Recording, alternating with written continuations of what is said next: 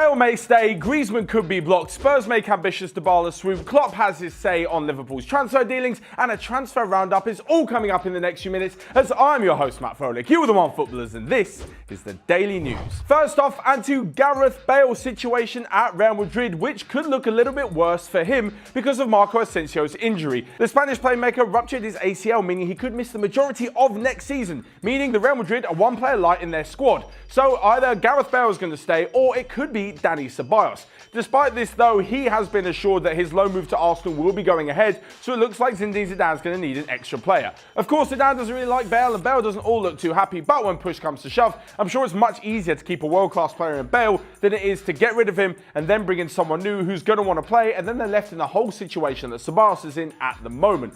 Of course, Bale is much more of an attacker and Asensio may be more a midfielder, but you can see how he may want more numbers in the squad. But moving on, and to a transfer which has already gone through but may not actually go through. Sounds confusing? That's because it is. La Liga president Javier Tebas has said that Antoine Griezmann's move to Barcelona may be blocked, despite the fact he's already officially moved and he's already played a friendly game for his new club. It's been said that La Liga may restrict the handing over of his official player pass because Atletico Madrid have made a complaint about the amount of money that was paid to them. So officially on July the 1st, Antoine Griezmann's release clause was lowered from 200 million to 120 million euros. But the club are now saying that the deal was struck up before this date, so they are owed the extra 80 million. When all is said and done, I still think Atletico will come out of this looking like fools. It's like they've thrown all their toys out the pram because their biggest striker wants to leave and has gone to one of their main rivals. Now, of course, there is a massive difference in price in 80 million euros, but who's to say whether or not the actual deal was struck? If Barcelona tried to get the deal done too early, Atletico Madrid are going to complain that their player was being tapped up,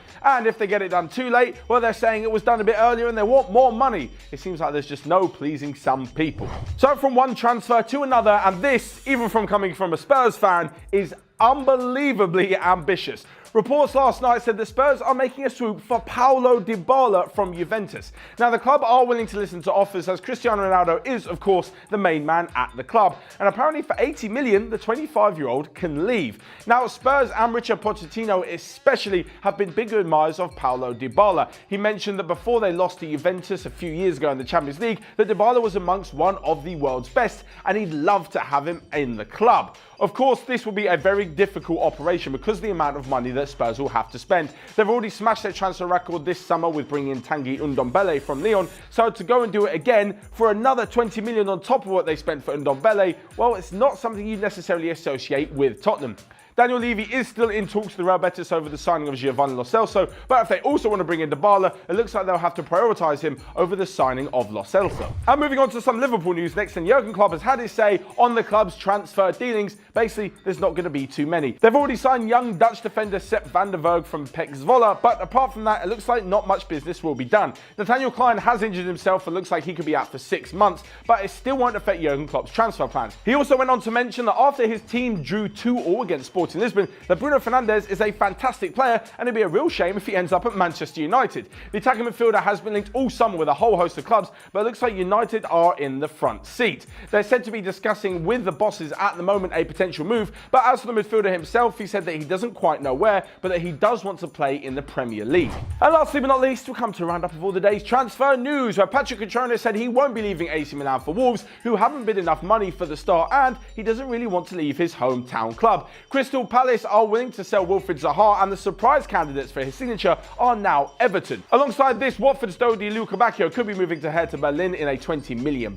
deal, and Nicolas Pepe could also be moving to Manchester United alongside Bruno Fernandes if they can stump up the money by selling Romelu Lukaku. So what do you think about that outrageous Spurs bid for Paulo Dybala? Personally, I can't really see it happening. And do you think Real Madrid will go out and sign somebody else, with Marco Asensio likely out for the whole season? Of course, let me know your thoughts on this and all of the rest of today's daily news in the comment section down below. Whilst you're at it, you can also smash the like button and click here or here to check out all of the other videos we've got going on OneFootball. But until next time, I will see you guys later.